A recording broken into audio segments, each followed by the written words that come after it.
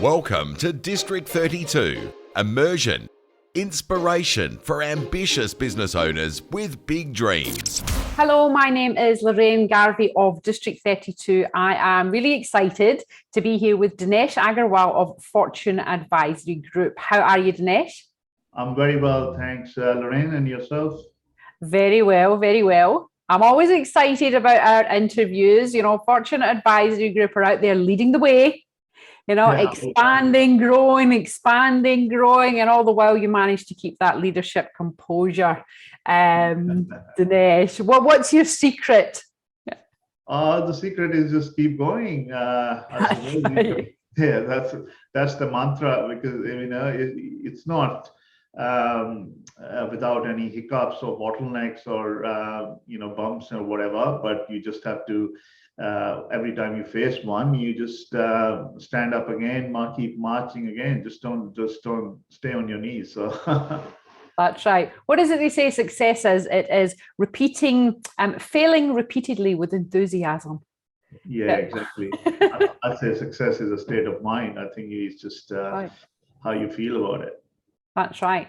So Dinesh, just before we get into the series, I'm really excited today. We're going to go through what we're talking about, a growth and expansion series, and we're going to get a hot tip for business owners, or 3 hot tips in 3 different videos. But first of all, just give us an overview. Who are Fortune Advisory Group, other than a leading company, multi-award winning company? What do you do? Dinesh, give us a snapshot and an overview. All right. So the Fortune Advisory Group is a multi-service or a multi-service accounting practice. So what does that mean is, of course, our front end and our primary area of business is accounting and business advisory, tax. But we have a multi-dimensional edge to the whole comprehensive advice we offer to the client. So we have financial planning, legal and mortgage broking and insurance broking within our business arms. So we provide and create a comprehensive solution for our clients. So, looking after their needs in a more holistic way. So we identify do a need analysis to see which part of the journey they are in their business, in their financial life. And we walk that journey with them in terms of sort of providing them the support and the advice they need all along that journey. So all our divisions come together to provide that holistic solution to our clients to sort of sum it up. Beautiful. Thank you. We've grown sort of over the years.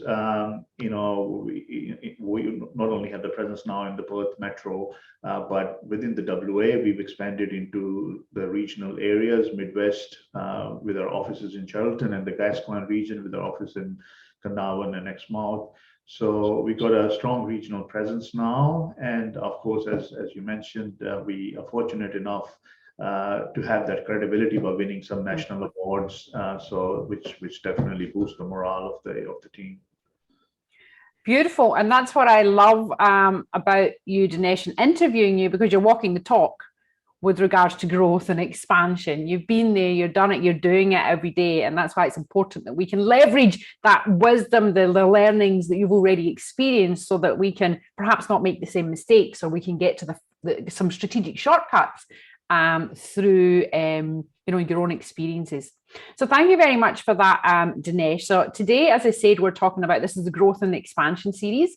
And the first thing that we're going to talk about in here is, okay, well, if I'm going to grow and I'm looking for perhaps regional growth, or I'm looking for national expansion throughout Australia, perhaps international after that, there are several things that we can explore. And the first thing we're going to talk about is franchising. Dinesh, when should we franchise? When should we not franchise? When is it a good idea for us to start looking at franchising? What should we look out for? Yeah, so I'll just put a bit of a context and background to what you need to be doing when you're looking at growth. So first of all, of course, you need to have some sort of ambition and desire to grow. Not everyone wants, some people are sort of sufficient within the size they're operating. So then that leads to the question whether your business has the potential to grow. Right. So, and how do you do that? Well, you need to undergo some sort of a market research, do the industry analysis, and understand the size of the industry and market in which your business operates. So once you've identified the potential that your business may have, then you need to start framing some strategies. How am I going to grow my business now? I know there's industry and market size available. My business has the potential. So then, there's a few different things from market dynamics. Are you going to be penetrating into the existing market? So which is market penetration strategies. So, because it looks like the market size is not going to expand. So you have to potentially grow within the same market. So you have to face the competition and you have to look at how you're going to differentiate yourself. And then obviously, sometimes you say, okay, well, I can bring some diversification and push the size of the market a bit by challenging that. And as the market grows, it creates a bit more space where the demand is going to automatically push a lot of those ambitious forefronting businesses to be able to grow. So as you sort of step into that journey where you're ready now, so you have to see, okay, what sort of strategies and what type of growth my business can fit into if I'm really planning a national growth. So you need to. And one of the ways, as you just rightly mentioned at the beginning, is the franchising. So if you're growing the business to a national level, and you can identify that your business has the potential to go at that national level, franchise could be one of the options. It may not be applicable or be successful for every type of business, but it depends what sort of a product or a service you're dealing with, and whether that can be modeled into a franchise concept. So there's a lot of background that sort of needs to happen, to prepare your business to a franchise level. It's just not an overnight sort of a business model. You started a business, you see, okay, I've got a growth potential. I'm going to start, sort of float it at a national level and invite people to be able to take my franchise. You need to be able to prove what product, service, system, procedures you have. So there is a lot around what your offering is, but much more beyond that is what are the systems and procedures. So if you can bring the business to a level where it can run on a system and a procedure, then okay, well, then it has some potential of being franchised. So a combination of the right product or a service or an offering, and it can be run in a systemized way. And the biggest example we all take, the most successful franchise model in the world, McDonald's, because you go any part of the world, you will get the same sort of look and feel and experience at the McDonald's. So if you kind of bring that to sort of local micro levels, so obviously we can understand a lot of planning goes behind it, and it is highly regulated, and legally sort of enforced area as well. So you need to be aware of, okay, well, what are the Australian laws if you're operating in the Australian market? What is the franchise, code of conduct? What are the criteria I need to meet in my business to be able to reach that level? So you need to have some history of some proven track record. A lot of system procedures manuals have to be prepared, and then they have to be sort of approved. Then you sort of register with the franchise council, and then once you think your business is ready and the business has to be operating at a local level at sort of organic way, and it could be in one location, or you could sort of be geographically expanding it to multiple locations to prove the business model that it can be replicated on multiple locations.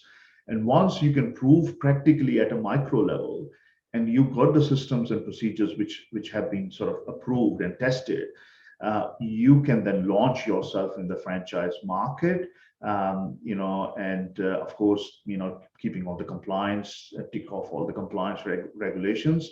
And then it's a matter of just marketing yourself. So you have the part of that would be, of course, you need to have sort of a ready-made solution. There is a business model, there is a marketing model, there is a financial model, which is all sort of a kind of a product which you're selling into a potential franchisee. So if someone is coming to you, say, okay, well, I want to run a store under your name, brand, and your systems and procedures. Okay, what do I get with it? So if the person is ready to put the capital, he should be knowing, okay, if I don't have any industry business experience, I should be just able to follow the business model, the system procedures you have.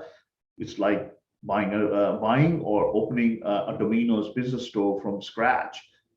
You don't have to have an experience or whatever. You just follow the system it comes with, and you can run it. So that's the foremost sort of criteria.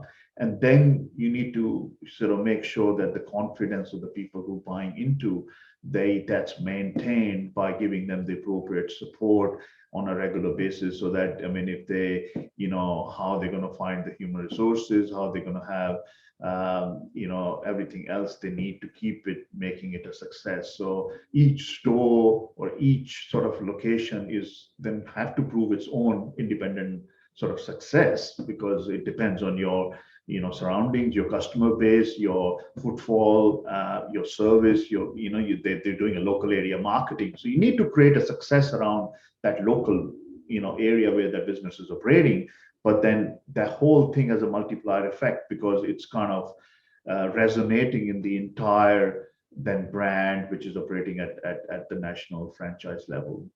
Well, thank you very much for that, Dinesh. There's masses of information in there. There's layers and layers of information on there. But to wrap up on this particular hot tip around franchising and when to look at it, when should we not be franchising? I think when you're not confident of that you can test the multiple success of the multiple locations within your business yourself. So if you haven't tested that yourself from going from one location to the second to the third, I don't think you can have a confidence to say that this can be replicated in any jurisdiction. Okay, so to wrap that up then, and a great tip is, if you're looking to franchise, you have to first of all have success yourself. You have to be profitable. You have to then go and try out another second location yourself. And if you can make that work with the marketing, the systems, the processes, all that, and great sharing that you just shared, and make that a success for yourself, then that's the time to franchise. And if you can't make it work, then that's your indicators. And generally, they say it's sort of as a thumb rule. I mean, generally, 5 years is sort of a minimum sort of level of business being operating to be able to sort of have those milestones and say that you've done some, or you've proven some success and track record.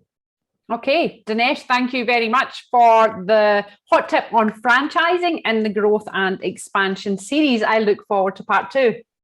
Thank you. Thank you very much. My pleasure. Thank you. Bye.